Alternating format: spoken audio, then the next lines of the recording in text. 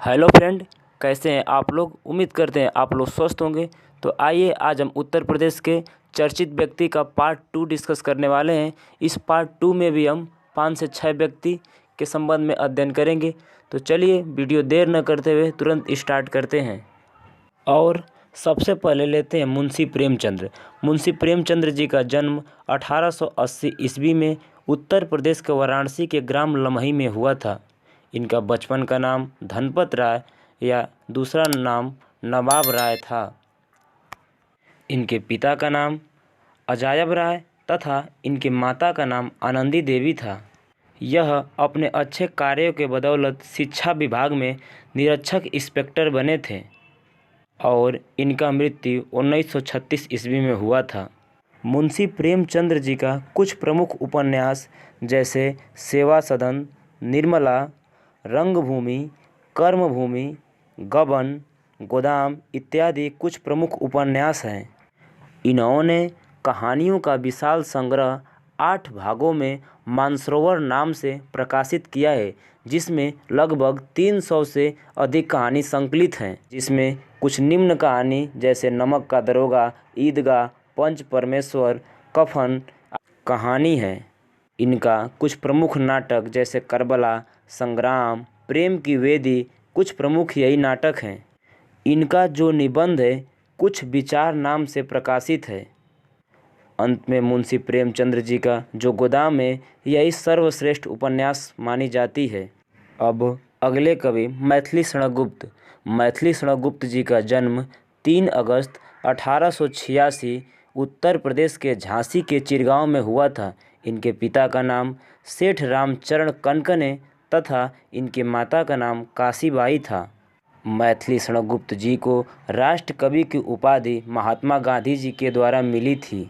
मैथिली क्षणगुप्त जी की रचनाएं जैसे पंचवटी, जयद्रथ, साकेत, अश्वमेध यह मैथिली क्षणगुप्त जी की कुछ प्रमुख रचनाएं हैं। अंततः मैथिली क्षणगुप्त जी का मृत्यु 12 दिसंबर 1964 ईस्वी में हुई थी। अब अगले कवि हरिवंश राय बच्चन। हरिवंश राय बच्चन जी का जन्म 27 नवंबर 1907 ईस्वी को उत्तर प्रदेश के प्रयागराज में हुआ था तथा इनकी मृत्यु 18 जनवरी 2003 को हुई थी। हरिवंश राय बच्चन जी हिंदी, उर्दू, अवधी के लेखक थे।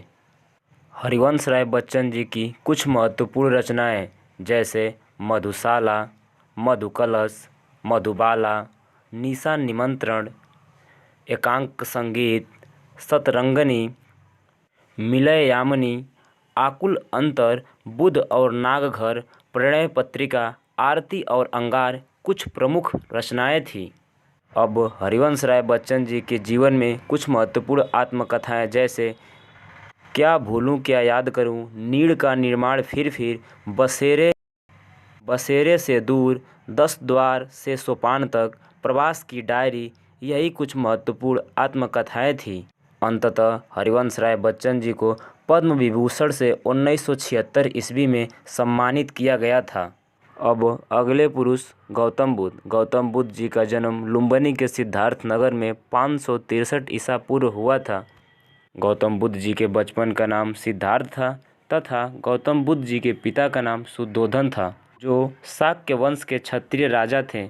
इनके माता जी का नाम महामाया तथा जो गौतम बुद्ध जी का पालन पोषण की इनकी मौसी उनका नाम प्रजापति गौतमी था। गौतम बुद्ध जी के पुत्र का नाम राहुल तथा इनकी पत्नी का नाम यशोधरा था। गौतम बुद्ध जी ने 29 वर्ष की अवस्था में घर का त्याग किया और 6 वर्ष तक लगातार तपस्या किए।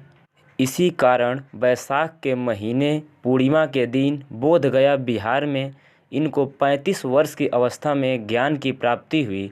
भगवान गौतम बुद्ध अपना पहला उपदेश सारनाथ में दिए। यह अन्य जगहों पर भी महत्वपूर्ण उपदेश दिए जैसे कुशीनगर, कौशाम्बी, बिहार के वैशाली में अपना उपदेश दिए। यह अपना उपदेश पाली भाषा में देते थे। अंततः भगवान गौतम बुद्ध की मृत्यु 483 ईसा पूर्व 80 वर्ष के अवस्था में उत्तर प्रदेश के कुशीनगर में हो गई। अब अगले इतिहासकार लाल बहादुर शास्त्री। लाल बहादुर शास्त्री जी का जन्म 2 अक्टूबर 1904 ईस्वी को उत्तर प्रदेश के मुगल सराय में हुआ था। लाल बहादुर शास्त्री जी 1921 ईस्वी में आंदोलन में कूद पड़े और 1951 ईस्वी में कांग्रेस के महामंत्री चुने गए। कुछ समय बाद सन 1964 ईस्वी को यह भारत के प्रधानमंत्री के रूप में चुने गए।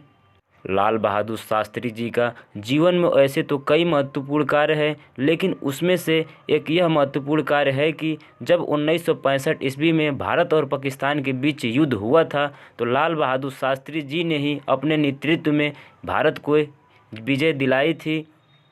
युद्ध के समय लाल बहादुर शास्त्री जी एक नारा दिए थे। उस नारे की बोल थी जय जवान जय किसान। अंततः 11 जनवरी 1966 ईस्वी को ताशकंद में लाल बहादुर शास्त्री जी की मृत्यु हो गई। अब अगले इतिहासकार चित्तू पांडे। चित्तू पांडे जी का जन्म 10 मई 1865 ईस्वी को हुआ था। यह बलिया के कांग्रेसी नेता थे। भारत छोड़ो आंदोलन के नायक 1942 ईस्वी में राष्ट्रीय सरकार का गठन कर यह बलिया के कलेक्टर बने थे। इनका सबसे महत्वपूर्ण कार्य यह है कि यह आज़ादी से 5 वर्ष पहले ही ब्रिटिश हुकूमत से बलिया को आज़ाद कराया था और अपने सभी साथियों को जेल से लेकर आए थे। इसी बलिया के धरती पर एक और इतिहासकार फेमस हुए जिनका नाम है मंगल पांडे। मंगल पांडे जी का जन्म 1827 ईस्वी में उत्तर प्रदेश के बलिया के नगवा गांव के ब्राह्मण परिवार में हुआ था। मंगल पांडे अपने गरीबी के कारण अंग्रेजी सेना के सिपाही हुआ करते थे। बाद में जब मंगल पांडे जी को मालूम चला कि अंग्रेजी सेना गाय और सूअर की चर्बी, बंदूक और कारतूस में प्रयोग करती है, इसी बात से गुस्सा होकर मंगल पांडे जी अंग्रेजी मेजर को मार गिराए और इसी कारण 8 अप्रैल 1857 ईस्वी को मंगल पांडे जी को फांसी हो गई। तो चलिए, वीडियो कैसी लगी लाइक शेयर और कमेंट करना न भूलें। और हाँ, यदि चैनल पर नए हैं तो चैनल को सब्सक्राइब कर लें, बेल आइकन प्रेस कर लें ताकि नेक्स्ट वीडियो का नोटिफिकेशन आपके यहाँ जाता रहे।